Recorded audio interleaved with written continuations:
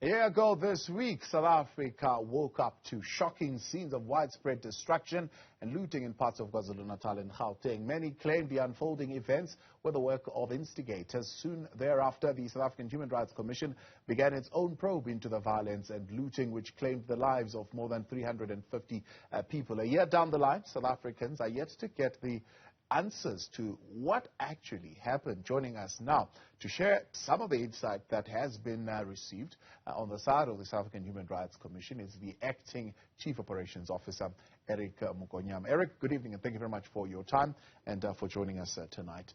From the work of the South African Human Rights Commission, what have you found in terms of the dozens of testimonies that you have received as far as the role that the executive played, the role that intelligence and security services in this country played during that time, the role that businesses possibly played during that time?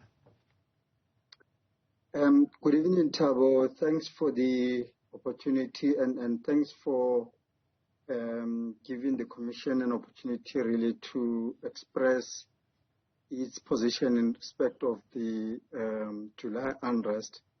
You would recall that, as you indicated, we embarked on these hearings also to get to the bottom of what really happened. So the Commission began its hearing and called upon a number of stakeholders, including, civil society organizations, victims, witnesses, business leaders, government officials, different ministries, including the president, to come and share with the Commission their, insights around what happened. So the process is still ongoing. We have had all the evidence we required. We are now in the process of analyzing all the evidence received and working on compiling a report which we will share with all South Africans upon its completion. Now, the Hawks are saying a year later that the architects of this unrest have still not been arrested. And from the South African Human Rights Commission point of view, does that send the right kind of message to South Africans in terms of the security that we have in this country to address incidents of this nature and not seeing them happen again?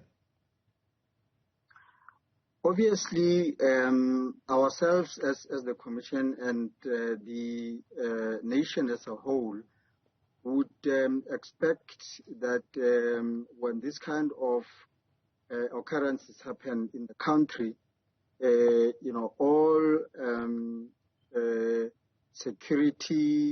state security agencies move with more speed to ensure that those who are behind this kind of acts are held accountable and are made to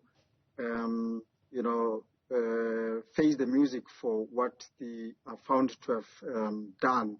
So we are just hoping that now, with a year gone by since the July unrest, there will be more speed, from all relevant stakeholders in ensuring that those who are found to have been behind the unrest, which really plugged the country into a national crisis, impacted negatively on the economy of the two provinces and beyond. And from our perspective, the unrest impacted or implicated a spectrum of human rights, the right to life. A lot of people lost their lives.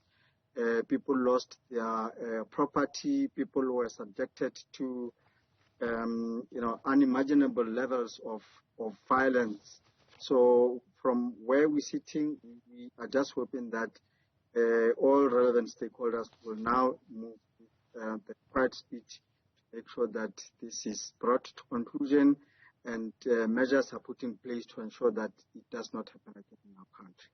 So you speak of lives lost, properties lost, and maybe even health lost at this particular point. And I'm sure you have seen some of those who have come who are survivors of attacks during the massacre, rather, I beg your pardon, during the unrest, who have lost their ability, for example, to work. They have lost their ability to even stand for long periods of time. So they've got no means at this particular point to earn a living. Some lost their cars, and those were their only sources to which they could certainly make a living. Some lost parents who were providers and breadwinners. Now kids are left on their own.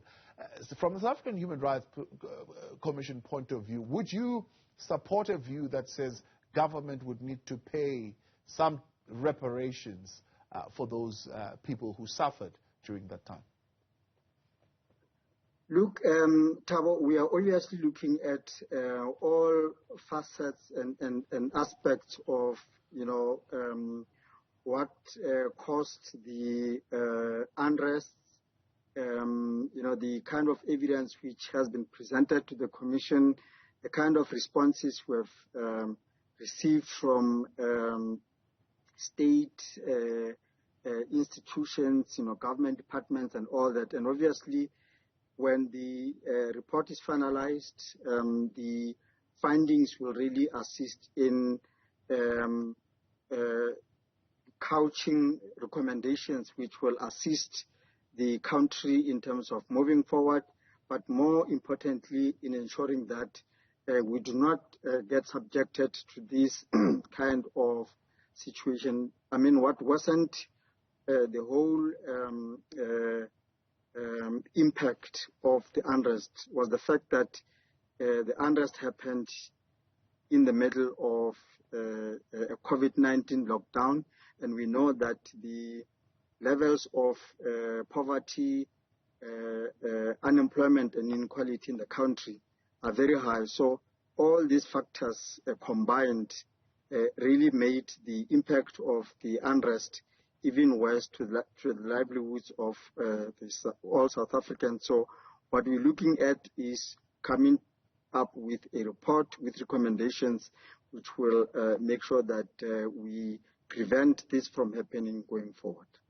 Is there effort, do you think, being promoted, particularly in towards social cohesion? One of the things that came out of this, particularly in KwaZulu-Natal, was the rift that was created between the Indian and the black community in Phoenix. And you saw the Premier, for example, coming out and saying this is somewhat an indication of tensions that were already in existence, but that were not being dealt with, and the unrest kind of brought that to the fore. Do you think now, today, where we sit, there is effort being made towards that kind of reconciliation and social cohesion programming within that community? Thabo, a social cohesion project is something very huge, and from where we're sitting, it's something which should be embarked on nationally. It can't only be focused on, a section of society in KZN only because of the July unrest. So we are looking into a project of that magnitude. And to answer your question as to whether there is effort towards social cohesion, maybe there is, but the question is whether it's enough.